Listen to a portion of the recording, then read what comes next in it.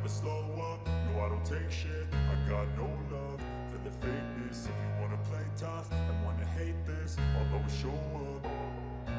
I don't ever slow up, no I don't take shit. I got no love for the fakeness. If you wanna play tough and wanna hate this, I'll always show up and make a statement. I don't ever slow up, no I don't take shit. I got no love for the fakeness. If you wanna play tough and wanna hate this, I'll always show up and make a statement. Everything.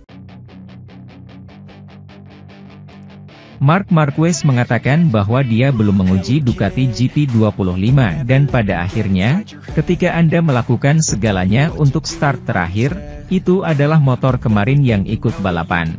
Banyak yang telah ditulis tentang 9 September, tanggal tes resmi terakhir musim MotoGP 2024 dan hari yang ditetapkan sebagai hari yang ditandai oleh Ducati untuk meluncurkan prototipe 2025 versi pertama di lintasan, untuk Pecco Bagnaia dan juga mitra barunya, Marc Marquez. Semua itu tidak terjadi. Tidak. Kami telah berkendara dengan motor yang kami miliki dan kami telah mencoba beberapa hal yang telah mereka gunakan di beberapa Grand Prix untuk menyelesaikannya dan menghilangkannya dari pikiran kami. Kami telah mencoba sedikit hal, suspensi untuk berjaga-jaga besok. Masalah muncul ketika kami sudah memiliki solusinya. Balapan terakhir, yang biasanya terjadi saat Anda mengerahkan segalanya, saya mengendarai motor kemarin, inilah ringkasan hari itu. Marc menjelaskan di Aragon dan Misano bahwa selama Grand Prix Austria mereka telah menemukan kunci yang memungkinkannya mengambil langkah maju. Ini lebih merupakan dasar dari setup dan kami telah bergerak sedikit untuk melihatnya, tapi kami segera kembali ke apa yang saya rasa nyaman, terutama untuk kecepatan balapan. Yang perlu kami lakukan adalah apa yang ingin saya tingkatkan di balapan berikutnya. Meningkatkan serangan tepat waktu. Hari pengujian juga digunakan untuk menguji ban depan Michelin yang baru. Saya sudah mencobanya dan ini sangat berbeda, dari perubahan terbesar pada level ban, sangat stabil. Jika Anda terlambat mengerem, itu mulai bekerja dengan baik, tetapi itu adalah ban yang pada lap pertama ketika Anda keluar dari kotak. Sepertinya mereka tidak tahu cara mengendarai sepeda, hal itu membuat sepeda menjadi sangat berat. Mereka harus melatih kelenturan ban. Sekarang kita harus melihat siapa yang memutuskan apakah dan kapan ban ini masuk katalog balap Michelin. Itu pertanyaan yang bagus, saya tidak tahu apakah mereka akan melakukannya berdasarkan suara pilot, atau mereka akan memasukkannya begitu saja.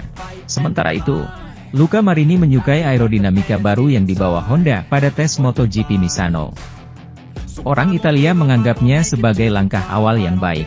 Tes Misano khususnya relevan bagi Honda. Rumah dari sayap emas masih tenggelam dalam krisis hasil di kejuaraan dunia MotoGP, dan mencoba memanfaatkan semua tes yang mungkin dilakukan, baik resmi maupun pribadi, untuk memperkenalkan perkembangan dan pembaruan yang membantu mereka menemukan jalan mereka. Permata mahkota dalam hal suku cadang baru dalam tes resmi setelah Grand Prix San Marino adalah aerodinamika baru, yang berupaya mengembangkan efek tanah dalam gaya merek seperti Ducati atau Aprilia, dan meningkatkan kinerja mobil. RC213V. Oleh karena itu, meskipun Joan Mir agak kecewa karena ia berharap pabrikan Jepang tersebut lebih fokus pada perbaikan rekan bengkelnya, Luca Marini menyoroti aspek positif dari aerodinamika baru ini, dan menyatakannya sebagai pekerjaan hebat yang dilakukan para insinyur dan langkah awal yang baik bagi HRC untuk kembali ke posisi teratas grid. Bagi saya, pagi ini, Senin, adalah hal yang paling penting. Ini adalah langkah untuk mencoba membuat motor bekerja lebih baik, kata pembalap Italia itu di Misano. Saya menyukainya, kami punya spesifikasi yang berbeda, jadi saat ini kami harus memahami apa kompromi terbaiknya. Tapi itu adalah sesuatu yang juga bisa kami coba saat sesi akhir pekan. Tujuannya adalah untuk menemukan lebih banyak putaran, karena sekarang semua orang mendapat dengan aerodinamis. Ducati khususnya telah membuat langkah besar dibandingkan tahun lalu. Saya pikir para insinyur telah melakukan pekerjaan dengan baik.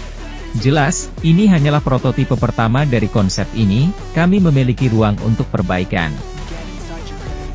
Setelah kemenangannya di Misano dalam desain retro Fausto Gresini, Marc Marquez memikirkan mendiang pendiri tim. Keputusan untuk mengambil risiko membuahkan hasil. Itu bisa terjadi begitu cepat. Setelah bintang MotoGP Marc Marquez harus menunggu lebih dari 1000 hari untuk meraih kemenangan Grand Prix berikutnya hingga akhir pekan lalu.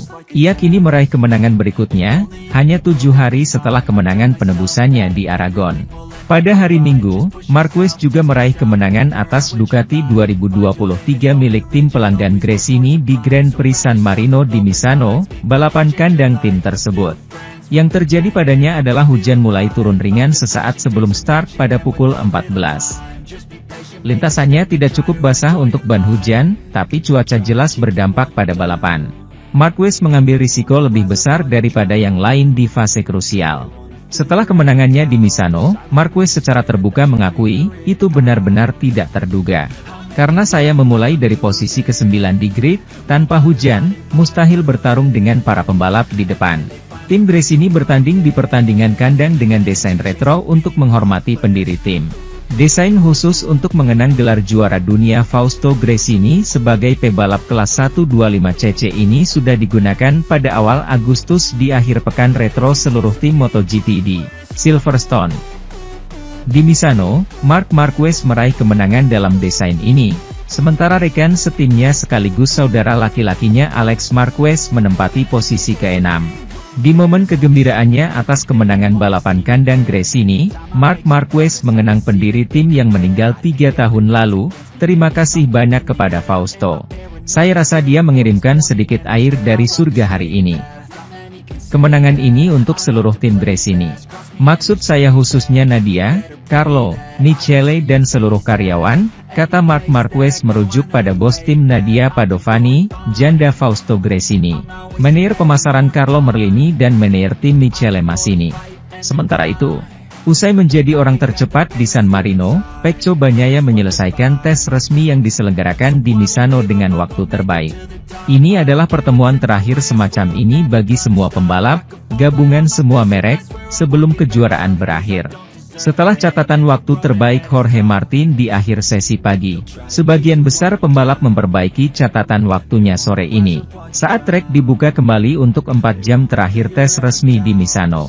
Di peringkat teratas, perubahan paling menonjol adalah melihat Enea Bastianini, kemudian Pecco Bagnaia turun di bawah angka 1:31 tak lama setelah jam 3 sore.